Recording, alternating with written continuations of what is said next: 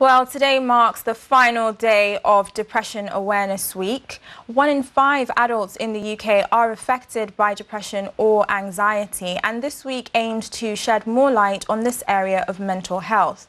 Our reporter Jessica Kennedy spoke to Katrina Smith-Jackson, the creator of a TV web series also aimed at bringing the issue of depression to the forefront. Shrink follows the story of a young therapist who herself struggles with depression. Now let's hear more from Katrina all about this. So why do you think depression awareness is important? Why? Oh gosh, there's many reasons why. I think the biggest reason is that when I know it's changing, it's improving understanding in society, but I think a lot of people still hold this perception that depression is just feeling low or just feeling like a bit down, when it's so much more to that. It affects you mentally, physically, emotionally, spiritually, in all different types of ways. And I think people don't really understand that. You know, even thinking to someone who might call in sick, that sickness, okay, they might be having some physical ailments, but sometimes it is just an offset of just the struggle going on in their mind and the everyday of experiencing the anxiety and all of that. And I think that is why depression awareness is important, because it is such a big thing. It affects so many people, so many people. So what made you come up with the idea for Shrink TV? It's quite a unique idea. Well, I think that content creators, we create what we know. So it's kind of a mix of two things, really. My personal side is I've suffered from depression myself in the past, and just experiencing that and what I went through, and just kind of the stigma and just my relationships with different people and all those things. I just wanted to translate that, and I just felt like the best way I could do it was through film. That's what I know. So you mentioned yourself that you went through depression. How did your friends and your family help you to get through that? I think they really did kind of struggle with that. Yeah. So a lot of my friendships did break down, but I guess you kind of got to see the positive in that, because it gave me a new perspective and lease on life and relationships and stuff.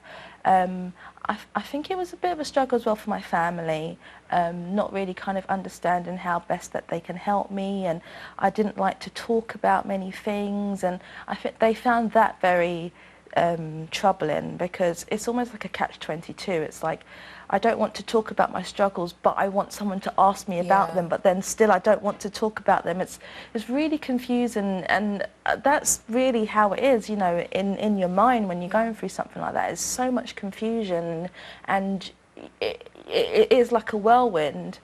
But once you kind of go through that journey, it does open up a lot of things, and it does kind of give you a new perspective on just understanding and evaluating just how important relationships are in your life, and how not to bottle things up, because that is what can cause things to spiral and build up. And that is something that I really did learn, and I'm still learning really today, you know, because nothing is kind of just ends like that, you know, you're always journeying, always learning. So how do you think the awareness and the mindset in the Afro-Caribbean society towards mental illness is different towards other societies? Do you think there's a difference in the approach and the attitude?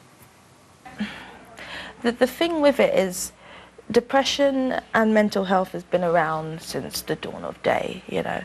And I think for our parents, our grandparents, our great-grandparents, they experienced low mood and depression, but I guess in their time it was more a case of, you know, you go through it, you have to pull through it and carry on, because you've got so much riding on you. And I think sometimes that is what kind of influences the awareness or lack of awareness of depression in the Afro community, because they're kind of, it's the struggle of, you care about the person going through it, but you want them to kind of almost dust it off their shoulders and carry on, but sometimes it is so much bigger than that. And I think that is why it's such a big thing to bring awareness in that community, because of the kind of clash in the mind frame. All right, well, thank you very much for coming into the studios. It's been a pleasure to speak to you. You're welcome.